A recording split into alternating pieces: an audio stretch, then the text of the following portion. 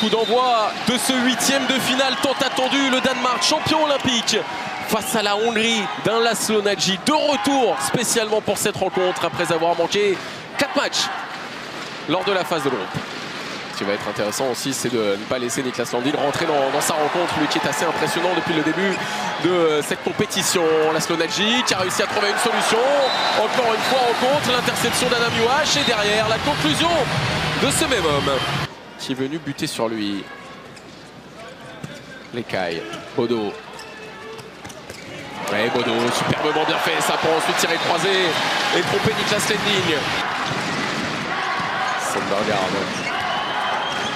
Kjell Damgaard qu'on n'a pas beaucoup vu dans cette rencontre et encore une fois bien évidemment le magicien, l'artificier, celui pour l'instant sans qui le Danemark serait sans doute loin de cette formation hongroise.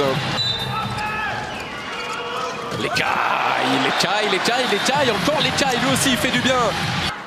Mais parce qu'on parle beaucoup évidemment du talent l'artificier de Laszlo Nagy, de ses qualités de défenseur aussi, mais dans son rôle de meneur au sein de cette équipe hongroise, c'est véritablement le pilier, presque autant que l'est Mikkel Hansen en ce moment pour les Danois. Mikkel Hansen qui décale là-bas, c'est parfait. Là, Svan.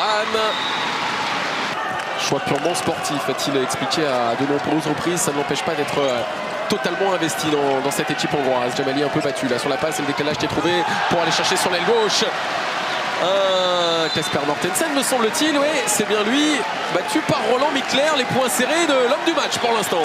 De plus 4 pour les Hongrois, Balog avec l'écaille qui est passé, l'arrêt de Landin, celui-là il était important pour que l'éclat ne soit pas trop important pour les Danois. La relance rapide et derrière la position, oh la parade énorme de Roland Mikler et les Danois qui peuvent revenir à -2. Les Hongrois qui, selon moi, ne doivent vraiment pas accélérer le jeu. Ils ont... Oh là là là là là là là là là là là là là là, Roland Mikler. La Hongrie qui est toujours devant, 2 buts d'avance et qui va jouer pendant 2 minutes en supériorité numérique. Donc ils peuvent recréer un petit écart. Et en simple supériorité numérique, l'écaille contre toute logique, on a envie de dire, alors qu'on aurait pu penser que les Hongrois allaient faire tourner le chrono. Il déclenche très vite. Ouais, c'est un peu précipité. On n'a pas vu Mikkel Hansen de la seconde période et j'ai du mal à le croire qu'on ne le verra pas du tout dans cette seconde période. Il y a bien un moment où il va retrouver son niveau, le Parisien. Damgaard, lui, en tout cas, il fait du bien parce que les solutions viennent souvent de lui dans ces 10 dernières minutes.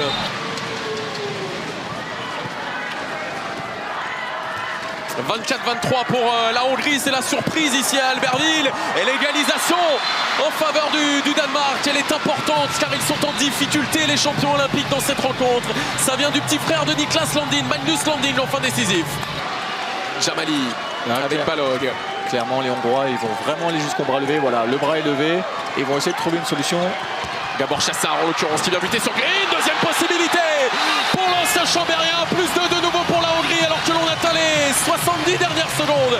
L'outsider clairement face au Danemark ce soir et ça crée une ambiance assez géniale, pas au niveau de Lille hier bien sûr, ils sont 4 fois moins, mais tout de même Mikkel Hansen qui déclenche et qui réussit enfin à tromper Roland Mikler dans cette seconde période. Vous parliez d'un but vite, il est arrivé.